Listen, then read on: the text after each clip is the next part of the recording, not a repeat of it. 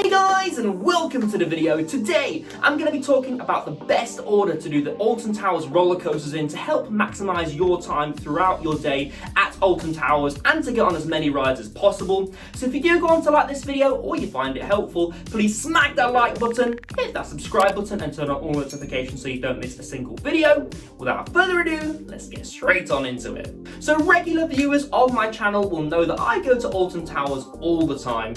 You only have to look at my vlogs playlist to see that.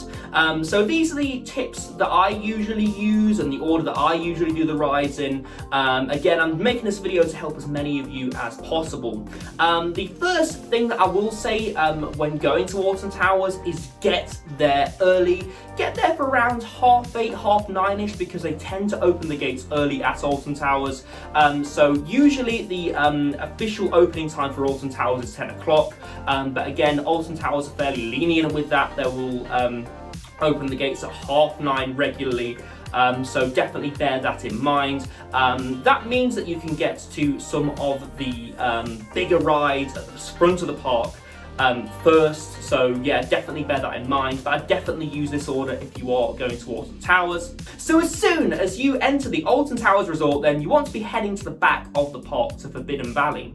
This is where Nemesis and Galactica sit. I would go on Galactica first, just because it's a bit slower at eating through the queues than Nemesis is. That's just the way that the ride's designed. I would then go on Nemesis and make your way from the back of the park to the front of the park.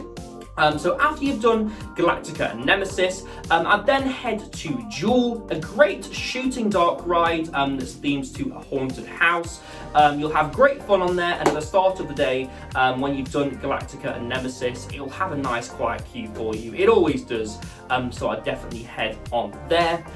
You may be tempted to head to the Wicker Man. Don't head to the Wicker Man, and I'll tell you why very shortly. Instead, head to Katanga Canyon, where the Runaway Mine Train and Congo River Rapids sit.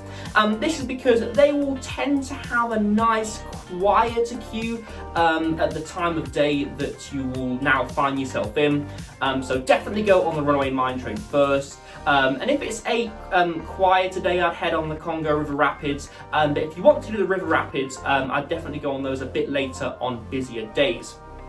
Then I would head towards the Dark Forest, where Rita and 13 sit. At the time of day which you'll be expecting to go on those rides now, in context of this conversation, Rita should have a decent queue, but it shouldn't be too long. So I'd definitely head on Rita next, and then head on 13. The reason I say head on Rita first is because, again, it's a bit of a slow queue eater, so definitely head on Rita first. So by this point then, you should be a decent way through your day. I would recommend going on something like Wicker Man at the sort of middle of the day, sort of lunchtime, 12 to 3-ish. Now the reason I say that is because everybody will be going for lunch around this time, and that means that the front of the park should have flushed out a little bit, meaning that the queues for Wicker Man should be down.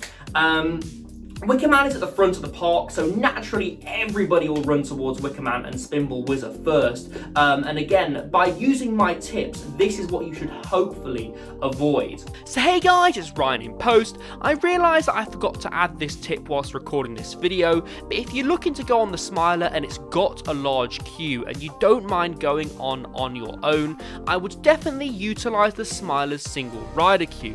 This basically means that you'll be going on the Smiler on your own if you are in a group of people. If you're lucky, you may actually get to go on with some of the people within the party that you go with on the day. But it's definitely worth utilising those single rider queues if you're comfortable, again, going on the Smiler roller coaster alone. The single rider queue is designed for single riders. It basically means that you'll be filling empty seats when they do come about. So again, definitely utilize these queues. I've utilized them before while the Smilers had a 90-minute queue, for instance, and I got on within 5 minutes. Again, it's definitely a top tip if you are going to Alton Towers and wanting to ride the Smiler. So if you are going to Alton Towers, I would definitely definitely go on a quieter day, also known as an off-peak day. Again, that just basically means the park will be nice and quiet for you. There won't be many crowds, there may be some, but there won't be many, and the queues should be down from a busier day. The days that I would definitely do Alton Towers in, if you can, would be a Monday and Tuesday. Hardly anybody really goes on these 2 days, and they're known for being fairly quiet. Wednesday, again, should be nice and quiet for you. The Thursday and Friday may get a bit busier, and the weekend naturally will be very busy for Alton Towers. Now, I know that not many people have the luxury of going to Alton Towers during the week, so, you know, if you are going on a Saturday and Sunday, I'd definitely keep the order of the rides that I've suggested in mind. If you are going to Alton Towers though, I really hope you have a good time. It's a fantastic theme park.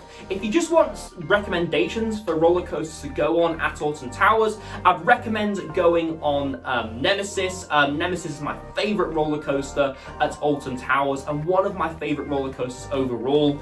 I'd also recommend going on the Smiler for you thrill seekers out there. It's the only roller coaster in the world that goes upside down 14 times. And I'd also recommend 13. I think it's a nice underrated family coaster that doesn't get talked about enough, but was poorly marketed. Also, the Wicker Man is a fantastic wooden roller coaster if you're looking for some great family fun.